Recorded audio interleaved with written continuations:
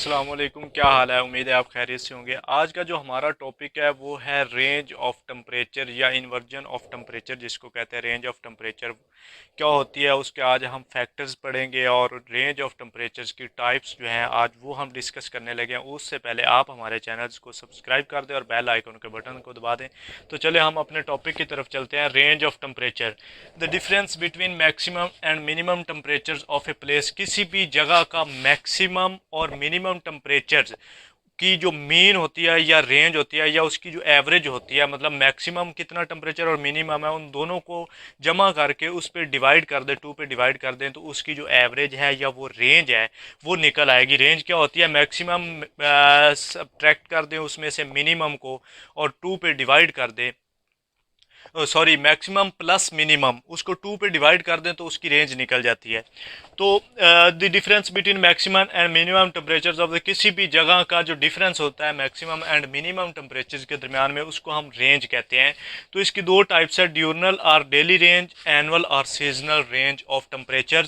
Daily क्या होता है, difference the temperature between maximum and minimum during a day. एक दिन के अंदर मैक्सिमम टेम्परेचर और मिनिमम टेम्परेचर के दरमियान में जो डिफरेंस होता है उसको हम डेली रेंज ऑफ टेम्परेचर कहते हैं। और ये टेम्परेचर किस तरह होता है, जैसे दिन का सबसे जो गर्म हॉटेस्ट मतलब हॉट जो है हावर कौन सा होता है, और रात का जो सबसे ठंडा जो है कोल्डेस्ट हावर्स कौन सा होता है, उन दोनों के दरमियान में जो डिफरेंस होगा उसको हम उसकी डेली रेंज ऑफ टेम्परेचर कहते हैं। तो यहाँ पे मैंने लिखा हुआ है मैक्सिमम टेम्परेचर 2 PM, मतलब 2 PM जो है वो हॉटेस्ट हावर्स है daily daily range of temperature के अंदर।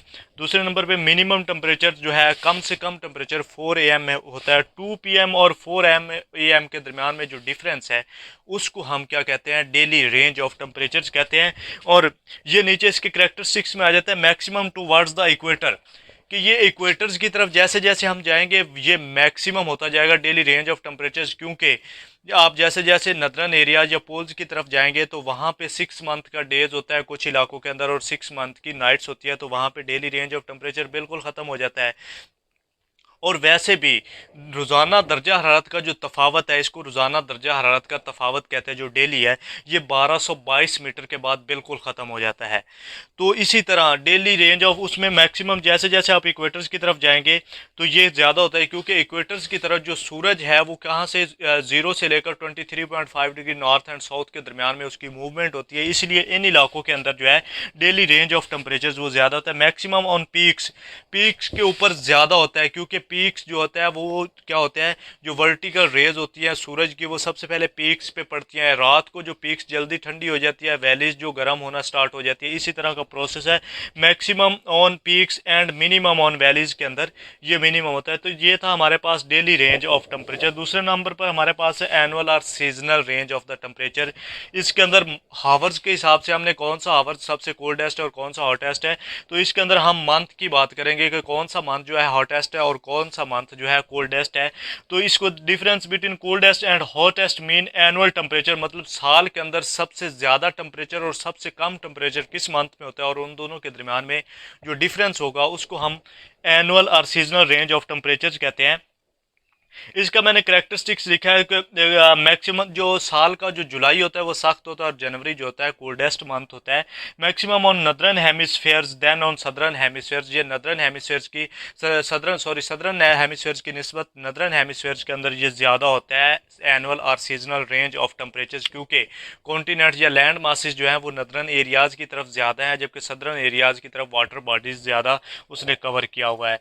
तो ये तो एक इसमें एक बहुत बड़ी मतलब एक इंस्ट्रूमेंट यूज़ होता है जो कि टेम्परेचर्स को हम मेजर करने के लिए यूज़ करते हैं, उसको हम क्या कहते हैं, थर्मोमीटर कहते हैं। तो नीचे मैंने फैक्टर्स लिखे हैं, लैटिट्यूड्स। लैटिट्यूड्स ऐसा क्यों, लैटिट्यूड्स की वजह से ये डेली और एनुअल या सीजनल या इस रेंज का रेंज ऑफ टेम्परेचर्स के अंदर जो फैक्टर सबसे पहले लैटिट्यूड्स है। जैसे जैसे आप बुलंदी की तरफ जाएंगे तो वहाँ पे जो है जो टेम्परेचर्स कम होता जाता है, इसीलिए टेम्परेचर्स कम होने की वजह से इसका जो मतलब रेंज है वो भी कम होती चली जाती है। अगर जहाँ पे दिन और रात बराबर होते हैं वहाँ पे जो रेंज होती है ये ज़्यादा होती है, जहाँ पे दिन और रात का बड़ा हो जाना, या इस तरह जैसे जैसे पोल्स की तरफ जाते हैं तो वो सूरज की शुआएं वर्टिकल फॉर्म में नहीं होती।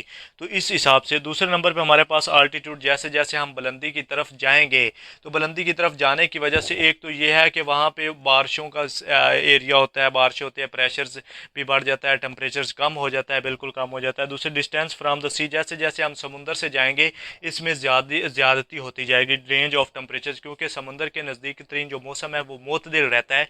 और एंड पे हमारे पास फोर्थ नंबर पे रेनफॉल एंड क्लाउड्स। रेनफॉल मतलब जो डे, मतलब डे होगा, जितना जितना वो सन, सॉरी, डे अगर धुंधला होगा तो उसके अंदर जो टेम्परेचर, रेंज ऑफ टेम्परेचर वो बहुत कम होती है। अगर दिन बिल्कुल साफ होगा तो उसके अंदर जो रेंज ऑफ टेम्परेचर है वो ज़्यादा होती है। अगर रेनफॉल होगी तो मौसम मोतदिल होगा, मोतदिल मौसम के अंदर तो रेंज ऑफ टेम्परेचर नहीं निकलेगा, क्योंकि रेंज ऑफ टेम्परेचर की डेफिनेशन ये है कि मैक्सिमम एंड मिनिमम के दरमियान में जो उसको कहते हैं, हम उसको रेंज ऑफ टेम्परेचर कहते हैं। अगर मौसम साफ नहीं होगा या क्लाउड्स होंगे तो वहाँ पे रेंज ऑफ टेम्परेचर तो नहीं होगा।